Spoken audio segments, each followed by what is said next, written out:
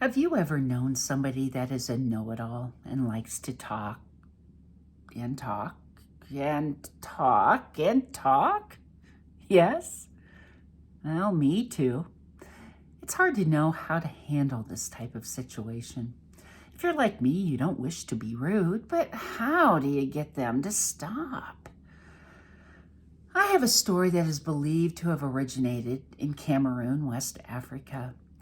While it may not help you with this type of situation, it sure is a story to make you think. Welcome to the Talking Skull. One day, a man was out walking along a dusty road, thinking. This is something he did often. You see, he took it upon himself to think deep thoughts and then tell his fellow villagers about the things he thought about. He felt it was his job to think about these things in ways he was sure others were incapable of doing. For example, when looking at the ocean, most would think, how beautiful. Oh no, he looked at the ocean and thought about all the storms that would roll in and possibly damage the village, and what could he do to stop it, and how he needed to prepare the people. He decided it was his job to teach, warn, and answer any questions his neighbors might have about such things because, well, let's just say that they were simple-minded folk. As he strolled, he came upon a pile of bones with a skull on top. They had been bleached white by the hot, baking sun. The man stared at the pile. Scratching his chin, he wondered, "What brought you here?" "Talking," answered the skull, as if he was already bored with this conversation. The man jumped back as he wasn't expecting an answer. "You can talk?" exclaimed the man. "Of course," answered the skull. "Talking is easy. All you have to do is open your mouth and it all comes out on its own. No, the talking is simple. Finding something worthwhile to say. That's the hard part." The man immediately thought about how impressed his fellow villagers would be if they could witness what he just saw. So he picked up the skull and quickly made his way back. Yes, he would once again show how wise he was. As soon as he entered the village, several of the neighbors saw him and quickly ran into their homes. This was a normal occurrence, as everybody knew that if they allowed him to start talking, it would be a long time before he stopped. And at the end of it, they were none the wiser.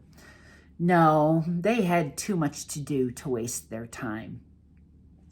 "Gather round, friends and neighbors. I have something very wonderful to show you," announced the man.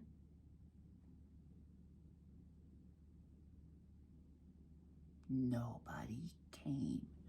"Come quick," he added, with a little more excitement in his voice. "This is a mystery that you must see," he bellowed. And the word mystery is what finally got the villagers. "Mama, what can it be?"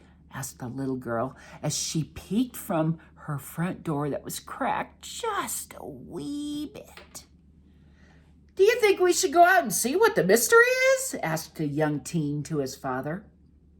Slowly, the villagers started to appear and circle around the man who was standing there waiting with his coat covering something in his left hand. Gather round so you can see. The man encouraged people to come in closer with a wave of his hand as the crowd gathered. And when he finally felt that just enough people were there, he placed his hand on his coat and he uncovered the skull with a magician's flourish. And he closed his eyes to soak in what was sure to be applause and adoration. "What have you done to us?" screamed a woman.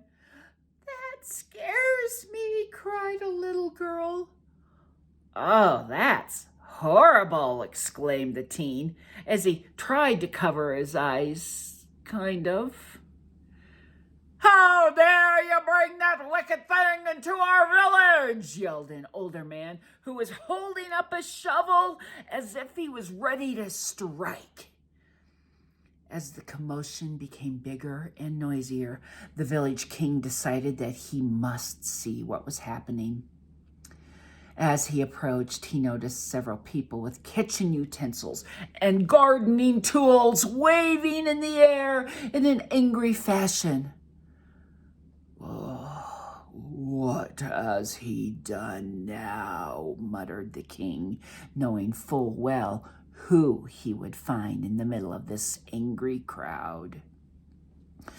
The mass of people began to part for their king, who finally made it to the center.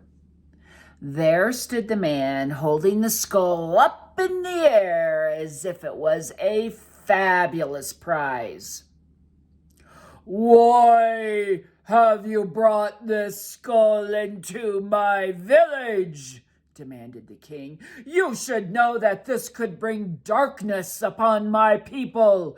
Give me one reason why I shouldn't send you away forever." "I will gladly give you a reason to allow me to stay," announced the man.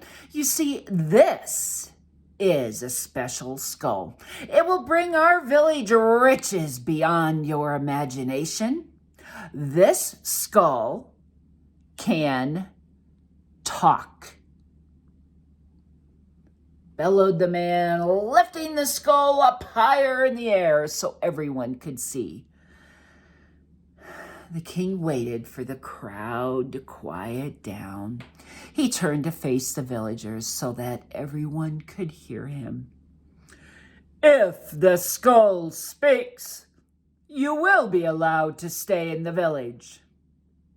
If the skull does not speak, you must leave, never to be seen, or more importantly, heard from again." The man, very sure of himself, quickly nodded his head in agreement, which sealed the deal. He looked forward to spending the rest of his life amongst these people who he considered to be his friends, and he just knew how much they looked up to him. He was sure they would celebrate him for the remainder of his life. The king turned to the skull and said, "Speak!"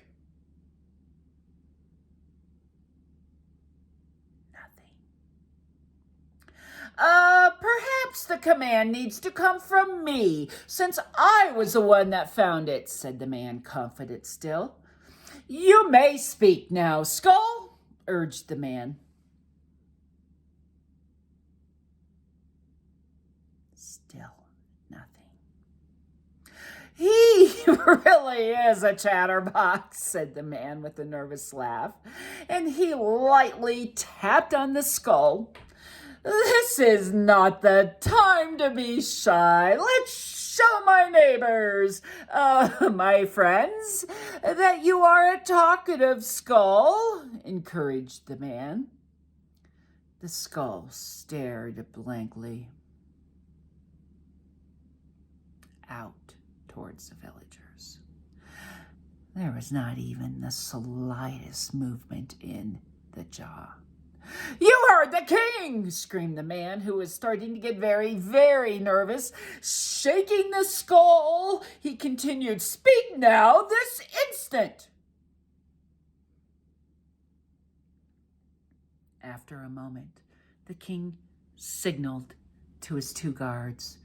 They quickly sided up next to the man and slowly escorted him out of the village. They left him at the pile of bones. Defeated, he placed the skull on top where he originally found it. "Sorry," said the skull.